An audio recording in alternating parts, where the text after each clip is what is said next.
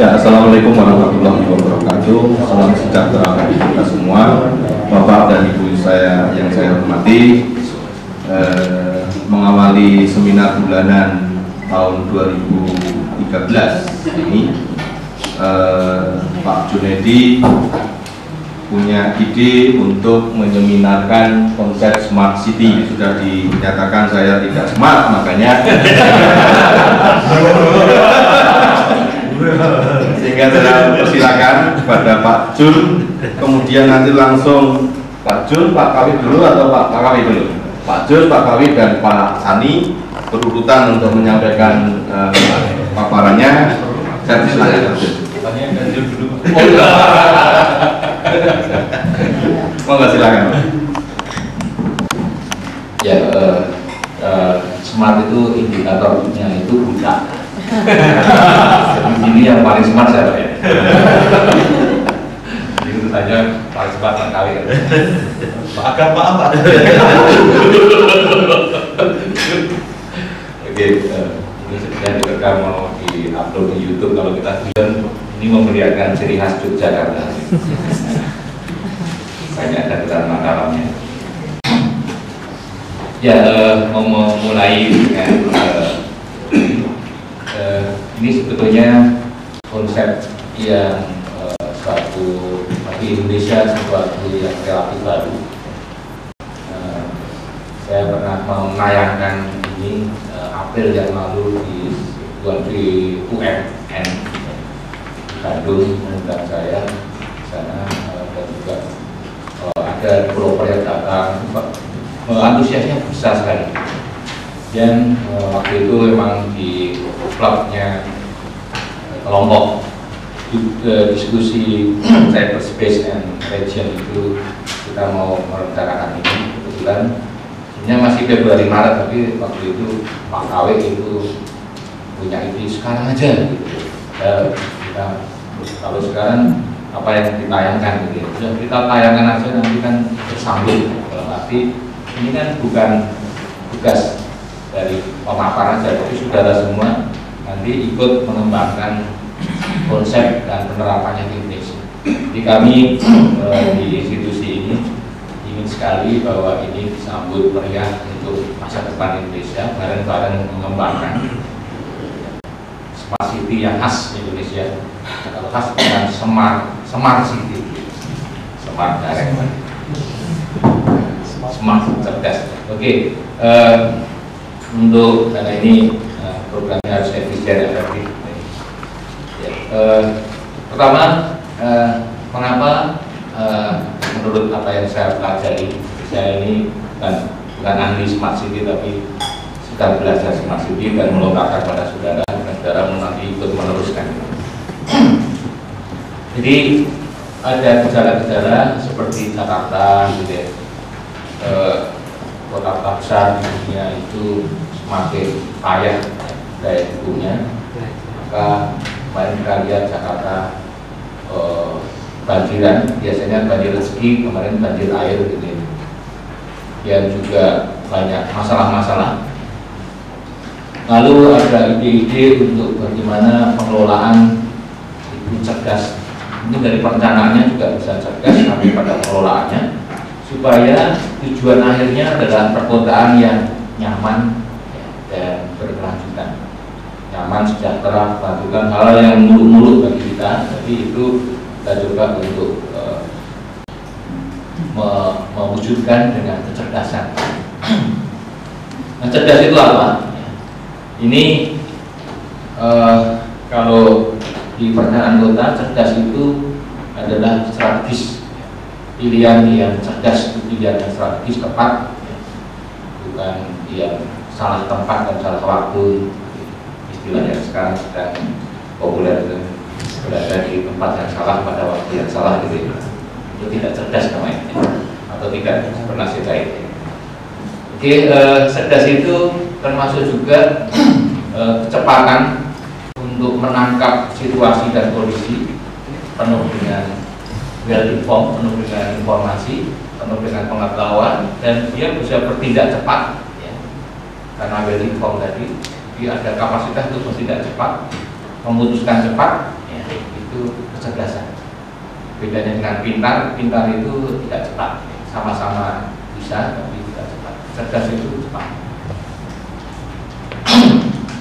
Nah, dari masalah perkotaan tadi ditarik kemudian menuju pada tujuan kita bersama bahwa kota itu nyaman, livable, dan berkelanjutan, sejahtera untuk masyarakatnya. Itu banyak cara. Umat manusia telah melakukan solusi cerdas dari sejak zaman kuno, ya, sampai sekarang. Ya. Jadi solusi cerdas itu bermacam-macam. Kalau kita mau mengumpulkan skripsi, tesis, bisa saja mengkaji historical, ya, kronologis gitu, bagaimana umat manusia itu melakukan solusi cerdas di dalam perkotaannya. Makin lama mudah-mudahan makin cerdas. Misalkan yang dalam kota itu misalkan aja antara lain, ada yang melakukannya sejak awal, ya, dari sejak kota itu dirancang itu cerdas saat itu, gitu. Lama-lama mungkin ketinggalan zamannya. Jadi misalkan ada gerakan smart growth, ya, lalu ada complexity, TOD dan sebagainya. Itu yang di dalam payung interaksi guna lahan dengan transportasi. Lalu ada juga yang mulanya tidak cerdas, ya, tapi lama-lama pengen cerdas. Itu dikelola dengan cerdas. Salah satunya yang saya pahami adalah istilah smart city, itu adalah pengelolaan yang cerdas. Setelah mungkin jatuh bangun merasakan seperti Jakarta ini, nanti kalau tidak dikelola dengan cerdas, ya kolap. Ya. Sekarang ini harus ada suatu temuan-temuan baru untuk mencerdaskan.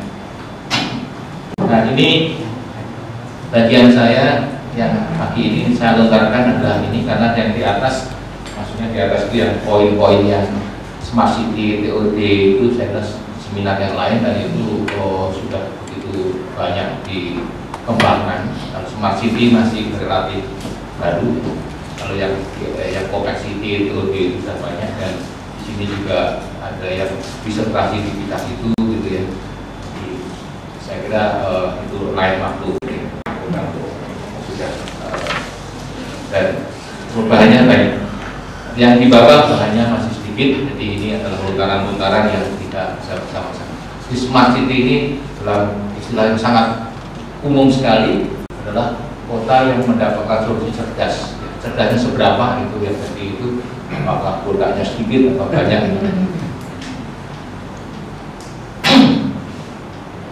Mengapa perlu bertindak cerdas? Ternyata tidak hanya negara yang bermasalah saja, bahkan negara maju pun itu pengen lebih cerdas lagi. Amsterdam misalkan, dan banyak kota-kota di Jepang, kota-kota di Amerika, itu mereka punya masalah. Jadi ada mengatakan bahwa pertumbuhan yang cepat, growth, itu mensejahterakan ekonomi, itu tidak semuanya membawa berkah. Kadang-kadang kemajuan itu juga membawa masalah. Jadi negara maju itu dengan begitu banyaknya transportasi, semuanya ada, itu ternyata membuat polusi udara, energinya terkuras habis. Ini infrastrukturnya dan sebagainya, dan mereka kepengen cerdas untuk supaya lebih selamat. Negara berkembang saya kira ini kita termasuk kaya dengan masalah, gitu. Salah satu ciri khas negara berkembang kan kaya masalah. Di masalah urbanisasi, masalah segala macam. Nah, ada lagi negara-negara yang tumbuh cepat, seperti Abu Dhabi, negara-negara sekitar Teluk itu, sekitar Irak dan sebagainya, itu negara yang kaya mendadak dalam arti petro gulanya itu. Mereka harus investasi supaya nanti kalau petronya habis mereka bisa lebih cerdas untuk survive. Itu mereka membangun kota-kota baru yang konsepnya cerdas, tidak hanya TOD tapi smart city.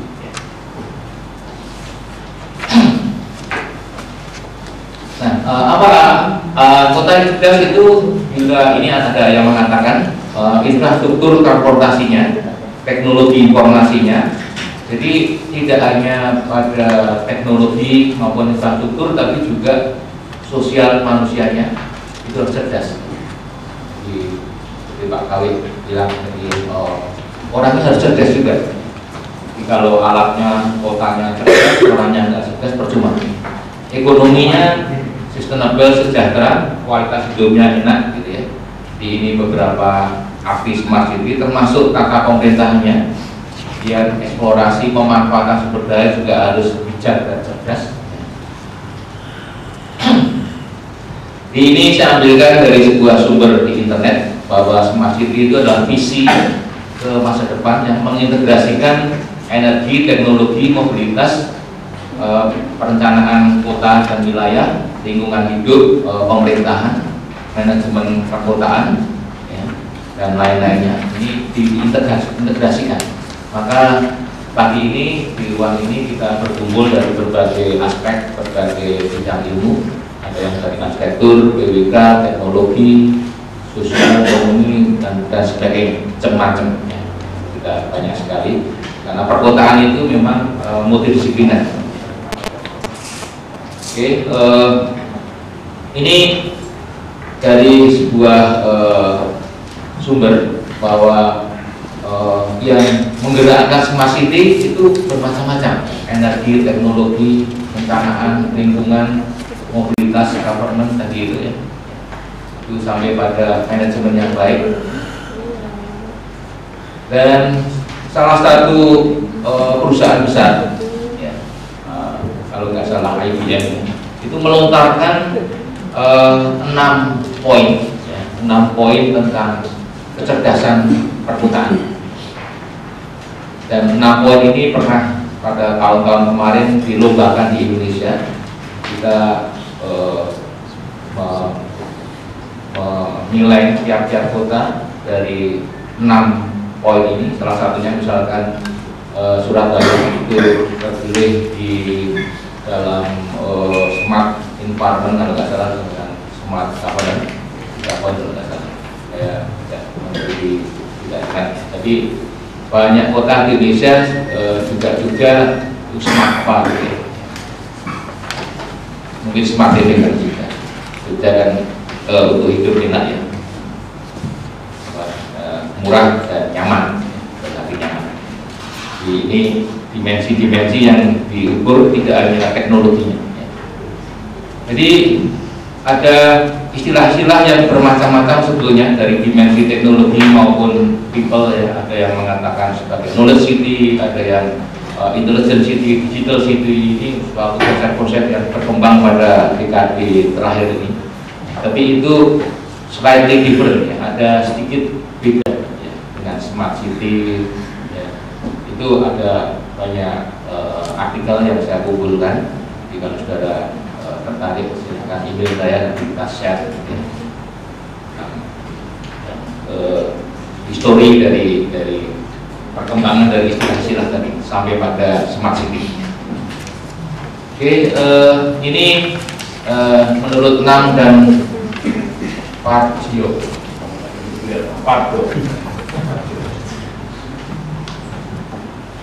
mata saya layarnya itu kelihatan.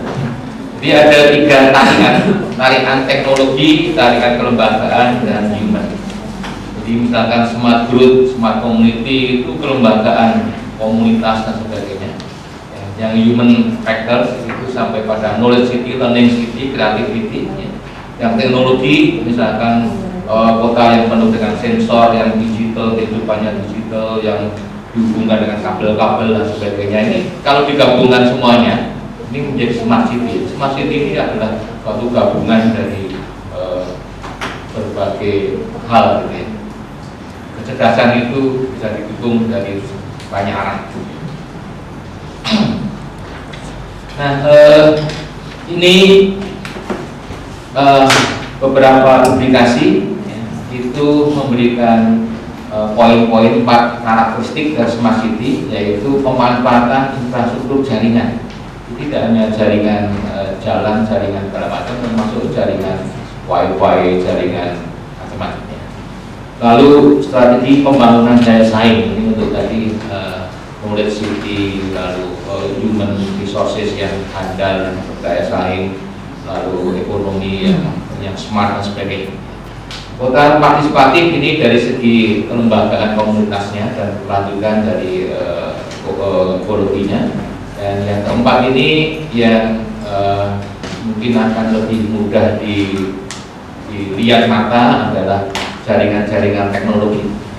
Dan yang nomor 4 ini misalkan kita sudah mulai oleh Polri itu ada pusat monitoring dan evaluasi traffic seluruh Indonesia dengan CCTV, dengan video ya. Tapi yang belum adalah dilanjutkan misalkan dengan pengendalian traffic light ya. Jadi kalau misalkan pagi hari di Jakarta yang menuju kota itu semuanya dibikin hijau gitu ya. Yang merahnya sedikit saja gitu. Kalau sore dibalik gitu ya. Itu sensornya, dengan sensor lalu dengan kontrol, dengan pengendalian. Ini teknologi. Ini nanti dibatasi saja supaya tidak banyak memakan waktu ya, nanti banyak diskusinya ya. Karakter tadi sampai 4 silahkan baca sendiri. Ini yang tadi jaringan sensor kabel. Ini di Indonesia maju besar, termasuk yang wireless, provider hotspot internet berlomba untuk makin lama makin murah. Ini potensi untuk smart memanfaatkan ini.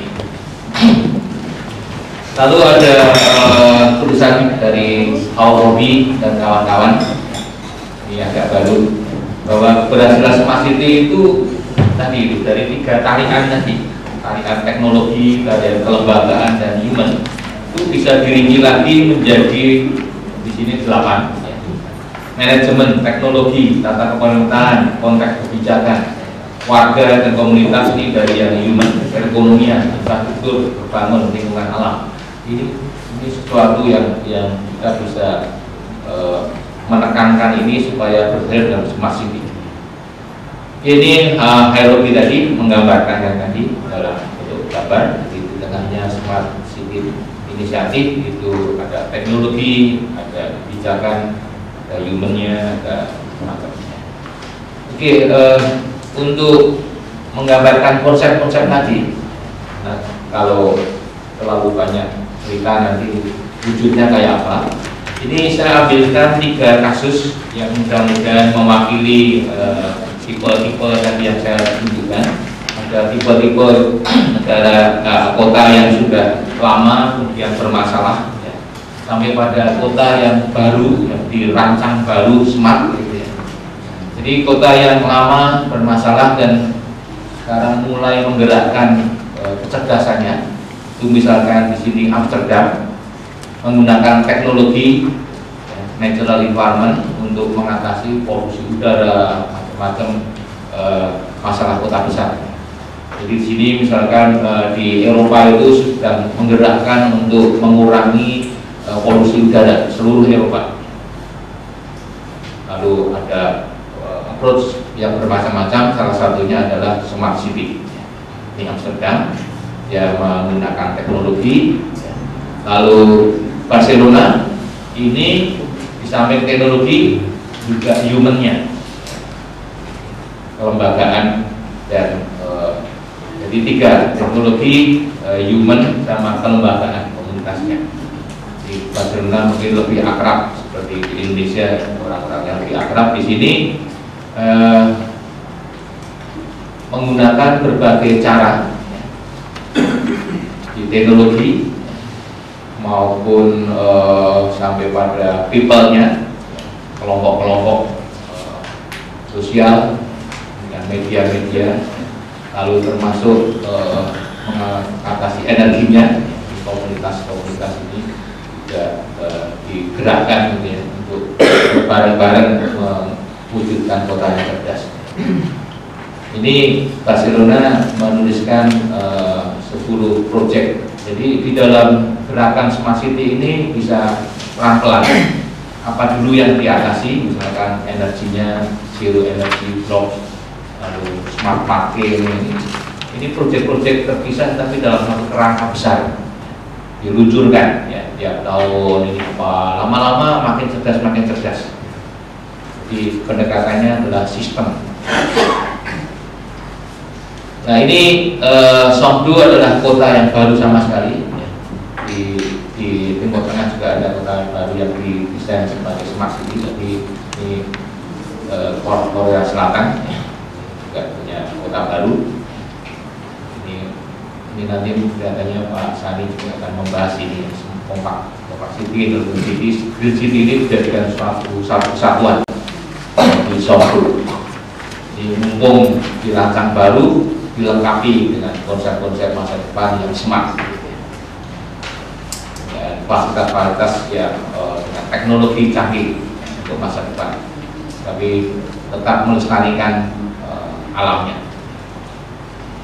Beberapa poin-poin yang sudah saya hormati. Ini tahapannya. Kita bisa belajar dari beberapa kota baru di dunia yang dirancang smart, ya.